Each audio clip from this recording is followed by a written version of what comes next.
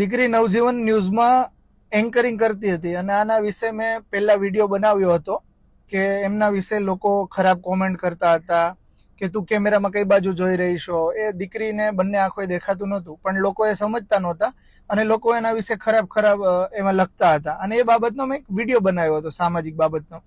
અને એ બદલ મને નવજીવન ન્યૂઝના જે એમના ફાઉન્ડર છે, સ્થાપક છે, પ્રશાંત દયાલ પત્રકાર, એમનો મને કોલ આવ્યો હતો અને કોલમાં એમણે મને બિરદાવ્યો હતો કે આભાર રામભાઈ આપનો કે આપે આ દીકરી બાબતે લોકોને સમજણ આપી અને તમે માનવતાનું એક અદ્ભુત કાર્ય કર્યું છે. એ બદલ તમને અભિનંદન. એ બાબતનો મને પ્રશાંતભાઈનો ફોન આવ્યો હતો, એટલે પ્રશાંતભાઈને પણ ખૂબ ખૂબ અભિનંદન કે એમણે આ દીકરીને એમને ત્યાં નોકરી આપી. મિત્રો, તમે બધા જયારે કોમેન્ટો લખતા હતા ને ખરાબ એનામાં કે કેમેરામાં તને દેખાતું નથી, આમ નથી કરતી, તેમ નથી જોતી, બાડી છો, બોબડી છો, ફલાણું છે, એ સમયે દીકરી મહેનત કરતી હતી.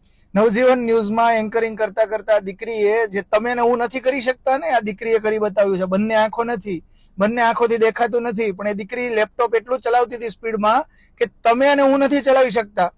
આ જે લોકો કોમેન્ટ કરતા હતા ને ખરાબ, એને મારો જવાબ છે. સેન્ટ્રલ બેંક ઓફ ઇન્ડિયાની સૌથી મહત્વની કહેવાતી ભારત સરકારની પરીક્ષા આ દીકરીએ પાસ કરી લીધી છે.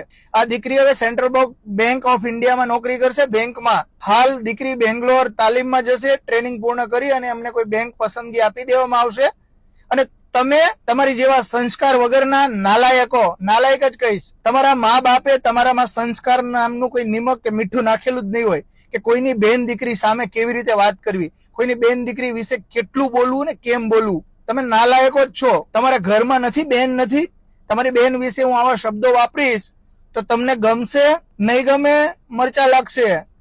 એ પણ કોઈની દીકરી છે. જેમ આપણી બેન આપણી જવાબદારી છે ને, તો બીજાની બેન પણ આપણી જવાબદારી હોવી જોઈએ.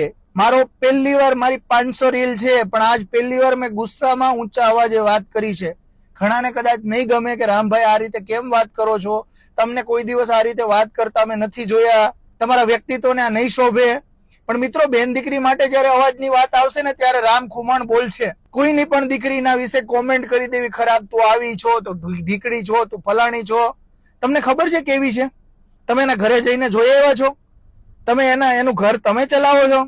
એના ઘરના દાણા 2 વર્ષના 5 વર્ષનું તમે અનાજ તમે ભરી આપો છો? નથી ભરી આપતા ને, તો તમને કોઈ અધિકાર નથી કોઈના વિશે ખરાબ બોલવાનો. જે તમે ને હું નથી કરી શકતા ને, દીકરીએ કરી બતાવ્યું છે. આપણે બસ કોઈનો વિડીયો આવ્યો નથી અને ખરાબ લખવા. મને તો એ નથી ખબર પડતી, 50% લોકોને હું જોઈ રહ્યો છું કે કોઈનો પણ વિડીયો આવે એટલે પહેલા તો નક્કી જ કરી લે કે આનામાં ખરાબ લખવું જ છે. ગમે એટલું સારું હોય, ધાડ નીચે ખરાબ લખી દે. પણ આ શું આદત છે? આ હંમેશા નેગેટિવિટી કેમ આટલી બધી તમારા